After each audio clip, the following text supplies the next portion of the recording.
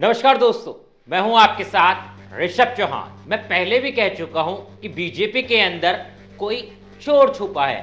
BJP के अंदर कोई ऐसा व्यक्ति छुपा है जो घर का भेदी लंका ढाने वाला काम कर रहा है, यानी विभीषण बन चुका है। दरअसल राजनीति एक ऐसा पेशा होती है जिसके अंदर कब आपके अपने ही दुश्मन बन जाएं ये पता नहीं चल पाता, कब आपके अपने ही आपकी कमर में छुरा भोंक दें इसका भी अंदाजा नहीं हो पाता। तभी आपने अक्सर देखा होगा नीतीश कुमार जैसे नेताओं को जो अक्सर पलटते रहते हैं और इसी की वजह से उनका नाम पलटू राम भी पड़ा है। और आपने चुनाव के समय में भी ऐसे तमाम नेता देखे होंगे जो दल बदल लेते हैं और इसी को राजनीति कहते हैं। लेकिन इस समय देश के प्रधानमंत्री नरेंद्र मोदी की राजनीति काफी अच्छी नहीं चल रही है। काफी सारी ऐसे चीजें उनके साथ में हो रही हैं जिसके कारण उन्हें माफी तक मांगनी पड़ रही है और कई बार अपने लिए हुए फैसलों से उन्हें वापस भी लेना पड़ रहा है। आपने देखा होगा कि महाराष्ट्र के अंदर चुनाव होने हैं, कुछ समय बाद चुनाव होने हैं, जिसकी तैयारी बीजेपी पूरी जोर शोर से करने में लग गई है। मगर इस चुनाव से पहले महाराष्ट्र के मराठा बीजेपी से, देश के प्रधानमंत्री नरेंद्र मोदी से नाराज हो गए हैं। अब इसे किस्मत का लेखा कहो या फिर किसी का षड्यंत्र, ये तो भगवान ही जाने। क्योंकि आपने देखा होगा किस तरह से महाराष्ट्र के दिल कहे जाने वाली, महाराष्ट्र के लोगों का आराध्य माने जाने वाले शिवाजी महाराज की मूर्ति गिरी, जिसके बाद काफी ज्यादा विवाद हुआ। विवाद इतना हुआ कि प्रधानमंत्री मोदी को खुद आकर माफी मांगनी पड़ी, लेकिन ये माफी जनता ने शायद स्वीकार नहीं की। विपक्ष ने इसको तूल दिया और मौके का फायदा उठाया। तभी जूता मारो आंदोलन किया गया और जूते पे जूता CM, deputy CM Ajit Pawar तक के मुंह पर मारा गया, जो कि उद्धव ठाकरे ने मारा। आपने वो वीडियो देखी होगी, सोशल मीडिया पर बहुत तेजी के साथ वायरल हुई थी। अब ये विवाद थमा ही नहीं था कि बीजेपी को कमजोर करने के लिए एक विधायक हैं नीतीश राणे, उनका एक विवादित बयान आया। उस बयान के अंदर तो वो सीधा सीधा ये कहते हुए नजर आ रहे हैं कि मुसलमानों को मस्जिद के अंदर घुस कर मारेंगे। काफी आपत्तिजनक बयान है। इस बयान पर काफी ज्यादा विवाद भी हो गया है। दरअसल अब मैं इस बयान से जुड़ा हुआ आपको पूरा मामला भी बता देता हूं। देखिए, अहमदनगर जिले के पुलिस में भारतीय जनता पार्टी भाजपा विधायक नीतीश राणे के खिलाफ भड़काऊ भाषण देने के आरोप में एफआईआर दर्ज की है। राणे ने कथित तौर पर मुसलमानों को धमकी दी है। राणे ने कथित भड़काऊ बयान महंत रामगिरी महाराज के समर्थन में श्री रामपुरा और तोपखाना क्षेत्रों में आयोजित 2 जनसभाओं को संबोधित करते हुए दिया है। रामगिरी महाराज पिछले महीने इस्लाम और पैगंबर मोहम्मद के बारे में कथित अपमानजनक टिप्पणी की वजह से चर्चा में आए थे और इनका समर्थन करते हुए बीजेपी विधायक ने सीधा सीधा कह दिया कि वो मुसलमानों को चुन कर मारेंगे। अब इसे साजिश समझें, इसे कोई प्लान समझें, इसे नरेंद्र मोदी की छवि को धूमिल करने का कार्य समझें, क्या समझें, ये आप बेहतर तरीके से जानते होंगे, कमेंट में जरूर बता जाना। लेकिन आप ये जान लीजिए कि इसी को कहते हैं घर के अंदर भेदी छुपा होना, विभीषण वाला काम करना। यानी देश के प्रधानमंत्री तो महाराष्ट्र की जनता से माफी मांग रहे हैं और महाराष्ट्र में अपना माहौल बनाने की कोशिश कर रहे हैं, चाह रहे हैं कि किसी भी तरह से महाराष्ट्र को जो है वो जीत लिया जाए। लेकिन बीजेपी के नेता ही कुछ इस तरह की हरकतें कर दे रहे हैं जिसके बाद कहना पड़ रहा है कि ये कोई ना कोई प्लान है। अब नीतीश राणा जो हैं उन्होंने माफी तक नहीं मांगी है। अब देखिए प्रधानमंत्री से भी बड़े कैसे हो रहे हैं। देश के प्रधानमंत्री ने माना कि गलती हुई, शिवाजी महाराज की मूर्ति गिरी तो गलती हुई, उन्होंने खुद आके माफी मांग ली। लेकिन नीतीश राणे तो ये कह रहे हैं कि मैं माफी नहीं मांगूंगा, उन्हें कोई पछतावा भी नहीं है। अब इसे क्या कहा जाएगा कि सही में कोई बीजेपी के अंदर ऐसा छुपा हुआ है, कोई ऐसा विभीषण है जो इन सारे अब कामों को रच रहा है, जो नरेंद्र मोदी से खुश नहीं है, जो नरेंद्र मोदी की छवि को लगातार धूमिल करने में लगा हुआ है। जो काम विपक्षी पार्टियों को करना पड़ता, जो काम विपक्षी पार्टियों को करना चाहिए था, वही काम अब खुद बीजेपी के नेता करते हुए दिखा रहे हैं। तो इसे आप क्या समझेंगे कि कोई ना कोई ऐसा है जो इस सारे खेल के पीछे अपनी चाले चल रहा है, क्योंकि ये राजनीति है और राजनीति के अंदर कुछ भी हो सकता है। इतना ही नहीं, अब हरियाणा के अंदर चुनाव होने वाले हैं। अब चुनाव से पहले ही कंगना रनावत का बयान आ गया, पुराना मुद्दा उखाड़ दिया, किसान आंदोलन की बात कर दी, किसानों पर तमाम आरोप लगा दिए, जिसके बाद किसान संगठन जो है वो दोबारा से तूल पकड़ गए।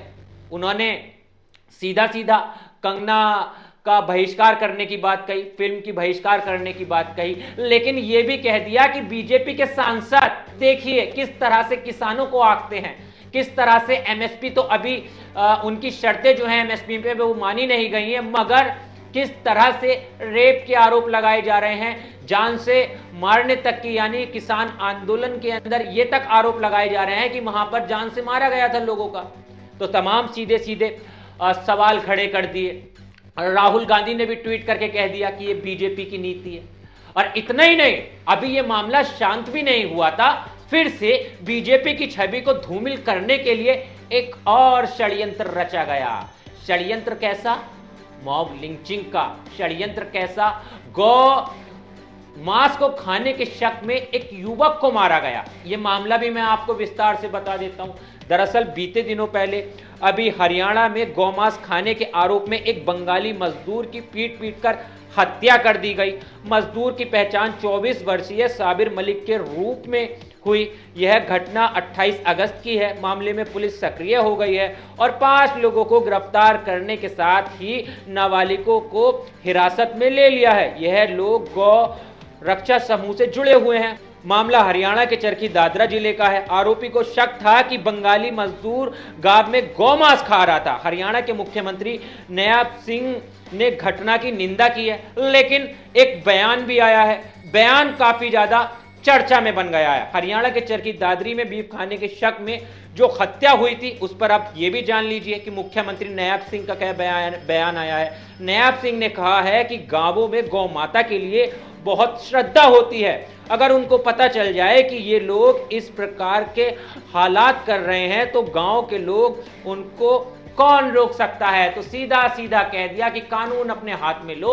अगर ऐसा कुछ भी आपको शक पाया जाता है, अगर ऐसा करते हुए यानी मांस खाते हुए, बीफ खाते हुए, गौमांस खाते हुए कोई भी नजर आता है तो सीधा सीधा हाथ में ले लो। इस बयान से यही तो अंदाजा लगाया जा सकता है और दूसरा कौन सा अंदाजा लगाया जाएगा। लेकिन आप यहां पर समझिए और सोचिए कि ये चाल है या फिर रचे रचाए षड्यंत्र हैं, क्योंकि नरेंद्र मोदी एक लंबे समय से यानी तीसरी बार भी प्रधानमंत्री बन चुके हैं, जल्द ही 75 साल के भी होने वाले हैं और लोगों को यह अंदाजा लग रहा था कि 75 साल के बाद शायद वो रिटायरमेंट ले लेंगे, क्योंकि नरेंद्र मोदी ने खुद बीजेपी के अंदर इस तरह का प्लान बनाया है। और अमित शाह मगर ये कह चुके हैं कि ऐसा कोई नियम नहीं है कि 75 साल के बाद कोई व्यक्ति प्रधानमंत्री नहीं रह सकता। अब कहीं ना कहीं बीजेपी के अंदर खाने जो और नेता हैं वो उनको यही लगा होगा कि भाई नरेंद्र मोदी जो है वो लंबा राज करने वाले हैं, तो कोई ना कोई विभीषण ऐसा जरूर छुपा हुआ है जो अमित शाह और नरेंद्र मोदी की इस पूरी प्लानिंग पर पानी फेर रहा है। और ऐसा इसलिए देखा जा रहा है क्योंकि महाराष्ट्र की घटना होने के बाद और हरियाणा की घटना होने के बाद, क्योंकि अभी भी विपक्ष के किसी भी नेता ने कोई खतरनाक बयानबाजी नहीं की है, कोई बड़े बयान नहीं दिए हैं, कोई गड़े मुर्दे नहीं उखाड़े हैं, मगर बीजेपी के नेता ही खुद नरेंद्र मोदी को धूमिल करने में लगे हुए हैं, उनकी छवि को धूमिल करने में लगे हुए हैं, बीजेपी की छवि को धूमिल करने में लगे हुए हैं। तो ये राजनीति है, इसे समझना बेहद ही ज़्यादा जरूरी हो जाता है कि ये जितने भी कांड हो रहे हैं कि कहीं ऐसा तो कोई नहीं है जो घर का भेदी लंका ढाने वाला काम कर रहा है। और ऐसा पहली बार नहीं देखा गया है, ऐसा देखा गया है अभी बीते दिनों पहले भी, जब उत्तर प्रदेश के अंदर लोकसभा चुनाव में बीजेपी सरकार को हार मिली तो उत्तर प्रदेश के मुख्यमंत्री सीएम योगी आदित्यनाथ को ही निशाना बनाया जाने लगा। हार की सारी तौमत उनके माथे पर मढ़ने की कोशिश की जाने लगी, क्योंकि नरेंद्र मोदी के बाद योगी आदित्यनाथ ही एक ऐसा नेता है जिन्हें हिंदू काफी ज्यादा पसंद करते हैं, जो हिंदू हृदय सम्राट कहे जाते हैं। तो देखा कि नरेंद्र मोदी को अगर हटा भी दिया किसी ना किसी षड्यंत्र रच के तो सीएम योगी उनकी जगह न ले ले, मगर पहले से ही सीएम योगी पर लगाम लगाने की कोशिश की गई और उन्हें नीचा दिखाने की कोशिश की गई। खैर, नरेंद्र मोदी के साथ साथ सीएम योगी पर के साथ बड़ा समर्थन है, हिंदुओं का बड़ा समर्थन है, साथ ही आरएसएस का उनके सिर पर बड़ा हाथ है। तो वो चाल तो ज्यादा सफल नहीं हो पाई, भतेरी खबरें चली, बहुत खबरें चलाई गई, लेकिन उत्तर प्रदेश के सीएम योगी आदित्यनाथ को हिंदू जो है वो काफी ज्यादा पसंद करते हैं, हिंदू हृदय सम्राट कहे जाते हैं, आरएसएस का बड़ा हाथ है, इसीलिए उनका कोई बाल भी बाका नहीं कर पाया। मगर अब प्लान ये बना कि किसी भी तरह से महाराष्ट्र जो है वो हराया जाए, किसी भी तरह से हरियाणा जो है वो हराया जाए, यहां पर छवि धूमिल की जाए। तभी तो इस तरह के बयान आए, कंगना का बयान आया और नीतीश राणे का बयान आया, मॉब लिंचिंग जैसी घटनाएं हुई। ना तो मजाल है कोई बीजेपी शासित राज्यों में इस तरह की घटनाएं हो जाएं। हाँ, ऐसा जरूर हो सकता है बीजेपी के शासन में कि रेप के आरोपियों को बेल मिल जाए। हाँ, ऐसा जरूर हो सकता है कि पेपर लीक जैसे मामले सामने आए। हाँ, ऐसा भी हो सकता है कि बीजेपी के विधायक रेप के आरोपियों के साथ केक काटते हुए नजर आए। तस्वीरें आपने देखी होंगी, काफी ज्यादा सोशल मीडिया पर वायरल हुई थी। मैं बीएचयू के मामले की बात कर रहा हूं। लेकिन जिस तरह से अब षड्यंत्र रचा जा रहा है, ऐसा तो यही अंदाजा लग रहा है कि कोई ना कोई बीजेपी के अंदर ऐसा भेदी बैठा हुआ है, ऐसा विभीषण बैठा हुआ है जो अब नरेंद्र मोदी को नीचे गिराना चाहता है। वो नहीं चाहता कि नरेंद्र मोदी अब ज्यादा दिन प्रधानमंत्री रहें, इसीलिए विपक्ष तो अभी खामोश पड़ा है। लेकिन विपक्ष को जो काम करना चाहिए, विपक्ष को जिस तरह की चालें चलनी चाहिए, वही काम अब बीजेपी के नेता करते हुए दिखाई दे रहे हैं, तभी तो इस तरह के बयान आ रहे हैं। खैर, आप क्या मानते हैं, वो कौन हो सकता है भेदी? आपकी किस पर नजर जा रही है? आपको क्या लगता है? कमेंट में जरूर बताना, क्योंकि राहुल गांधी की अभी आपने तारीफ भी सुनी होगी। राहुल गांधी की तारीफ स्मृति ईरानी ने की, बड़ी चेतावनी दे दी, और ये चेतावनी के काफी ज्यादा मायने लगाए जा रहे हैं कि आखिर स्मृति ईरानी को ऐसा क्यों बोलना पड़ गया, बीजेपी को क्यों चेताना पड़ गया। और फिर कंगना का वो बयान कि मैं अपनी फिल्म के लिए कोर्ट जाऊंगी, तो अब वो कोर्ट किसके खिलाफ जाएंगी? बीजेपी के खिलाफ जाएंगी, सेंसर बोर्ड के खिलाफ जाएंगी, किसके खिलाफ जाएंगी? ये देखने वाली बात होगी। खैर, आपको क्या लगता है इस पूरे मामले पर? आप कमेंट में जरूर अपनी राय रख के जाना, क्योंकि ये राजनीति है। और वीडियो के शुरू में मैं पहले ही कह चुका हूं कि इस राजनीति के अंदर कब अपने ही अपनों की कमर में छुरा भोंक दें, इसका अंदाजा नहीं लगाया जा सकता। मिलता हूं आपसे किसी और वीडियो में। जय हिंद।